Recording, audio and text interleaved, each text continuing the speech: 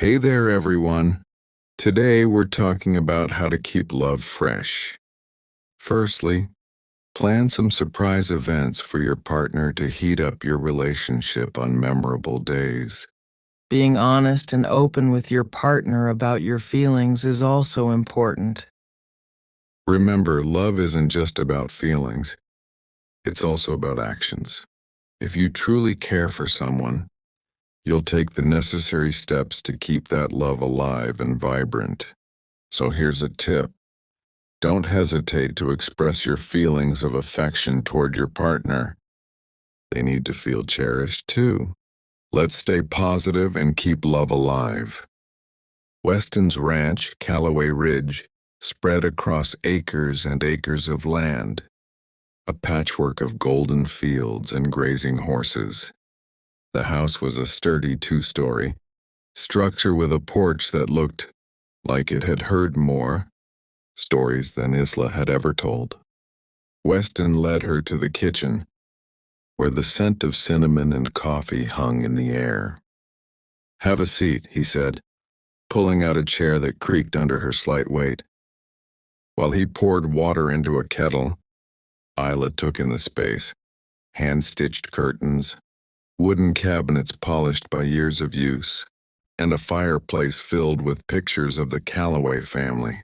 It felt lived in, loved, cherished, everything she wasn't used to. "You from around here?"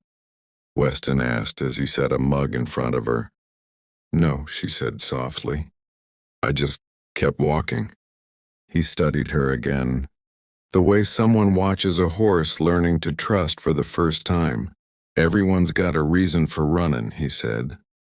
"Some folks run toward something. Most run from something. Want to tell me which one you are?"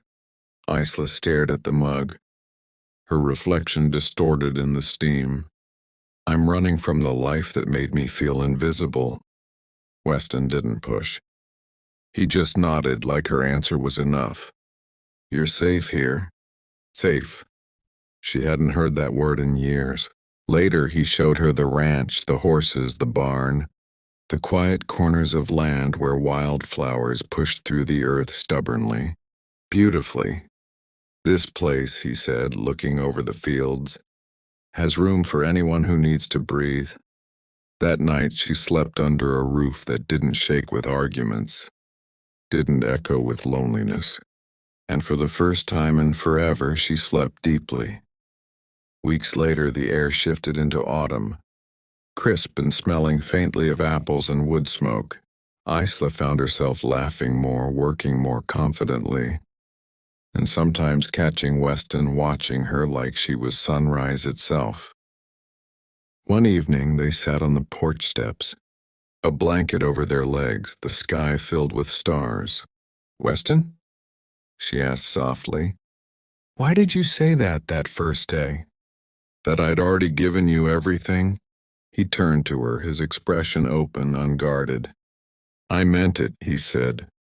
"You walked onto my land looking for rest, but you gave me something I didn't realize I needed." "What?" "Quiet company. Honest eyes. Someone who listens without trying to fix everything. Someone who makes this place feel less empty." "I don't do anything special," she whispered. He shook his head. "Isla, you live like you're taking up too much space. But truth is, this world's better 'cause you're in it." Her breath caught. "I don't know how to give you anything in return." "You're here," he said. "That's enough." The wind brushed her hair across her face. Weston reached out, tucking the strand gently behind her ear. "You want to know the real truth?" he asked. She nodded. "I think you saved me," he said, "from living a life where every day looked like the last. You brought color into a world that was all dust and duty." Her heart thudded painfully but beautifully. "Weston." He leaned closer, but not too close, giving her room to choose. "You don't owe me anything. You never will." Isla closed the distance, pressing her forehead to his.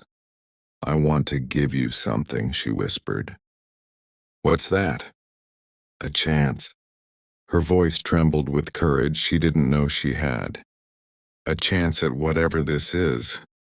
Weston smiled, slow as sunrise. I'd take that chance every day. One afternoon, while Weston was out mending fences, Isla found herself waking to the crow of roost. Winter lay across the ranch in soft sheets of snow. The horses' breath misted in the cold morning air as Isla pulled her jacket tighter around her. Weston walked beside her, his gloved hand brushing hers in quiet affection. The barn door groaned as he pushed it open. Inside, a new foal, tiny, pale gray, trembling, stood wobbling on thin legs. He came early, Weston murmured. Strong little guy. Isla approached slowly, her heart warming. The foal blinked at her uncertainly. What's his name? She asked. Weston looked at her with that same warm certainty he always carried. You tell me. She hesitated. Me? Well, he wouldn't be here if it weren't for you helping with the mare all month. Seems right you pick. Her eyes softened as she stroked the foal's neck. How about Chance? Weston's smile widened. Perfect. When she turned toward him, he was already watching her. Not as someone broken, not as someone lost, but as someone found. Weston, she whispered, I still feel like I don't have much to give. He stepped close, cupping her cheek. And I'll tell you again, darling, you've already given me everything. What did I give you? She asked. A reason to hope, a reason to laugh, a reason to wake up and thank God every morning. Her eyes burned with emotion. I love you, she breathed. Words she'd never said with this much truth. Weston kissed her then, slow, reverent, like a prayer spoken against her lips. I love you too, Isla. More than this land.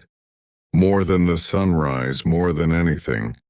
The barn filled with the sound of the foal's soft whinny, the rustle of hay, the breath of two hearts finally unburdened. Outside the world was vast and cold.